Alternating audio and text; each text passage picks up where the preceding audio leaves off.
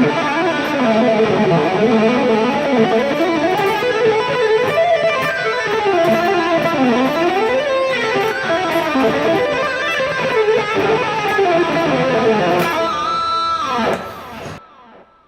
what's up?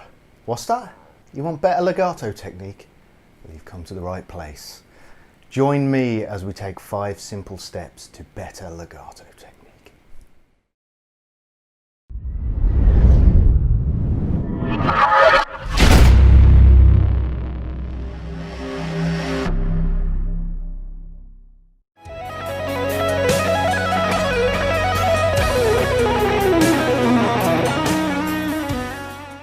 Step number 1, thumb positioning. Ideally, you want to reassess your thumb positioning just to check that you're not doing anything that's causing any undue excess tension in your left hand. So we want a nice balanced position for the left hand and a position that gives each finger equal independence so that you're not forcing one finger to work a little bit harder than the others. So ideally, we want to position our thumb centrally on the back of the neck, and our hand should be in this position to start with. You know, you can alter this according to how it feels to you. You know, I'm not saying here that this is the only way of doing it. There's lots of different ways of doing it, but this is what really helped my technique. So thumb behind either the first or second fingers. If you just put your hand in this position with the thumb, I'm placing it opposite the second finger here. It's quite a natural position for the left hand. Just literally squeeze lightly as though you were squeezing something nice and soft.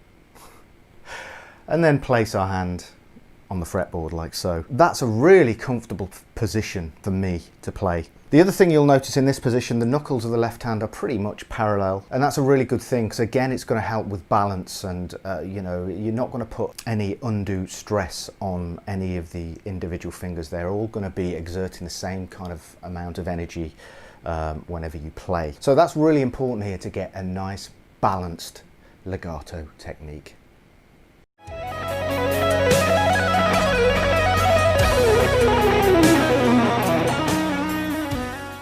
Next step, muting technique. Now, if you're using gain, as I do quite a lot, you're gonna want to develop a nice muting technique. In fact, even if you're playing clean, it's important to control any extraneous sounds. We don't want any of those sounds coming in, so we want to develop a really nice, clean muting technique. The way that I develop my muting technique is quite a logical one. Basically, we've got the roll of the right hand and the roll of the left hand in muting technique. Let's start just with the index finger here, fret 5 of the E string. The roll of the right hand is to mute any strings north of the index finger, so any strings above the index finger. Obviously on the E string we haven't got that, so I position usually the first finger, or whichever finger I'm using, so that all the adjacent strings are muted with that first finger. So if I hit all 6, only that first finger comes out, okay? Now when we move to the A string, we do the same thing. First finger, mute all the others, and I actually position the first finger so that it touches the lower string. So again, I'm hitting all 6, only one note coming out. However, this is where the right hand moves in. I'll actually lightly touch with the palm of the hand the upper string, in addition to the first finger muting, so there's no chance of any other strings ringing off. And that stays the same for every single string. So move to the D, it's exactly the same.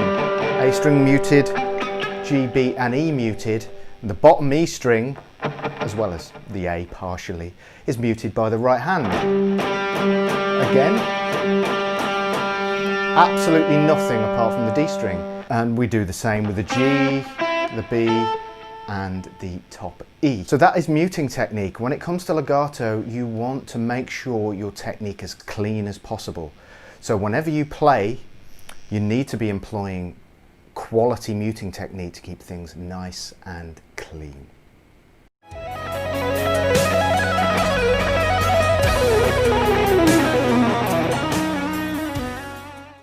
Right, we're on to the next step now, which is controlling tension. This is essential if you want to develop a nice, solid legato technique. You've got to be able to control the tension, not the other way around. It happens a lot with players that when they play legato, they run out of steam really, really quickly and they can't sustain long legato lines. So you need to be in control of the tension, not the tension controlling you, so to speak. So one way that I practice that is try and find the sweet spot. What I mean by sweet spot is a light movement with the left hand, finding the optimum position on the fretboard so that you get a nice resonant note, a good true note. So I will start really, really slowly because it enables me to really control how much tension I'm applying. So I like to keep things nice and light. The other thing I like to do is try and keep my fingers close to the fretboard. Obviously we need to have enough sort of momentum with the fingers when we hammer on them and so on to make a good sounding note, but we don't want to be, you know, flailing about here with the left hand. We need to be in control.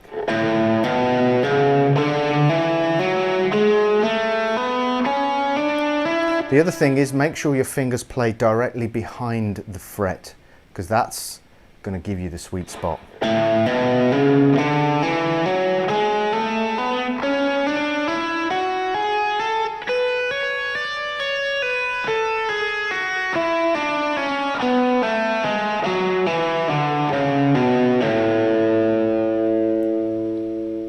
Okay, so again, it's all about controlling the tension when you play. You must be in control of the tension rather than the tension controlling you.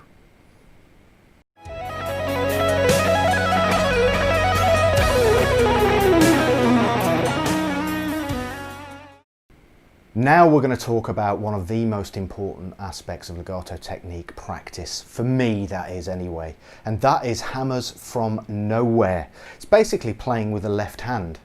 So the left hand creates the notes, the right hand doesn't.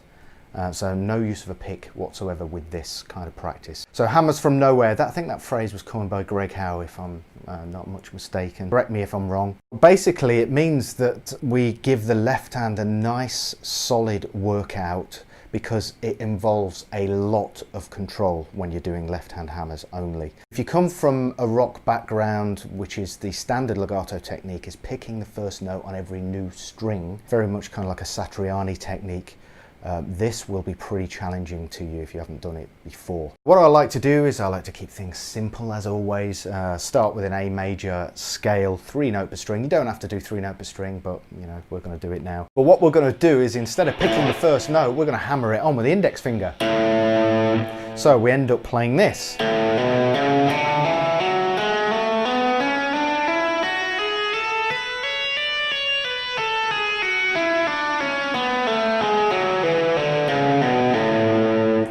Okay, first thing, do you notice how clean it was? The muting technique is being used properly here. When you use gain with left hand hammers only, you'll find that if you're not used to the technique, it will take quite a bit of work to get everything under control. But maintain the steps that we've talked about as you're playing the scales and practicing the patterns or whatever it is that you're doing with left hand hammers only, and it should fall into place over time. You can apply this to any scales and any patterns that you want, but make sure you don't involve the right hand, the picking hand that is, it's just left hand. Again, make sure you control the tension when you play. If you're not used to this, that tension will start to creep in, especially if you try and run before you can walk. So keep the scales nice and steady, nice and controlled, so everything is working as it should. Then you can start pushing the speed.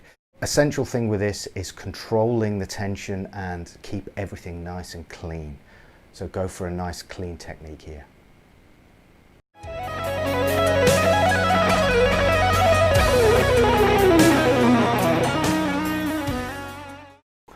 Now we're on to the last step, and that is building speed, how I like to build speed with legato technique. The common sense approach is literally play faster, which does work. Obviously, when you take the speed up when you're practicing whatever it is, When you're building speed, you've got to make sure the technique doesn't fall apart. So all of the elements that we've talked about so far, muting technique, left hand positioning, thumb positioning, and controlling tension, all of those have got to be in place when you push the speed. So as soon as it starts to fall apart, you know then you've got to pull it back. So that's a classic way of building speed, and it works. It really does work. One thing that I like to practice a lot is dotted rhythms with just left hand hammers only, because it really highlights the control you have over your timing, and it takes a certain kind of control as well. So players tend not to practice these kind of things, especially rock players. So I'm talking about doing this kind of thing. So A major,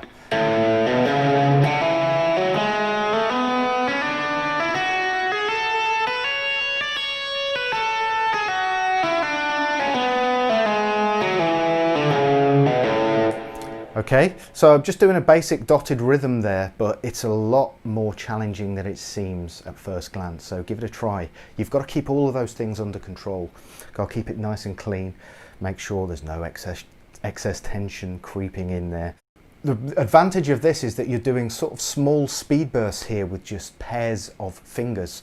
And the good thing is you're doing speed bursts on it. Sometimes it's a single string, sometimes it's crossing strings. And especially when you're involving the use of the index finger hammering on from nowhere, it's going to give you a real challenging workout for the left hand. Even though, you know, building strength with the left hand is important, this is all about controlling tension, so you're not using brute force to play everything. You know, you're using a nice light touch, but you're getting great results with it. So you can invert the dotted rhythm. So like that. You can do whatever you want with those dotted rhythms, but it's a great way of building speed, and obviously you want to build speed with the whole pattern itself, so take that tempo up as and when you feel ready.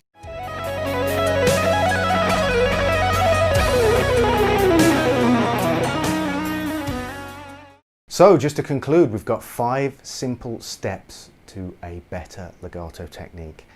Number 1, thumb positioning and general left hand positioning. Number 2, muting technique. Number 3, controlling tension. Number 4, left hand hammers only. Number 5, building speed with dotted rhythms. Okay, by no means is this the only way of doing it. These are the essential things that have really helped me develop my legato technique. And some of you guys out there may be wondering, where's all the lick examples? Where's all the long legato lines that I want to practice? Well, that kind of defeats the purpose of this whole video. You know, I wanted to talk to you about the things that I felt were the most effective. And these are elements that really I feel should be in place before you start approaching these monster licks. Because you could end up developing really, really bad habits and not getting the best out of your legato playing. You know, if all I do here is say, play this lick, you know, that doesn't show you anything. I want to show you the nuts and bolts of the technique that I use so that it can really, really help you develop your own legato technique. Okay, hope you enjoyed. Peace.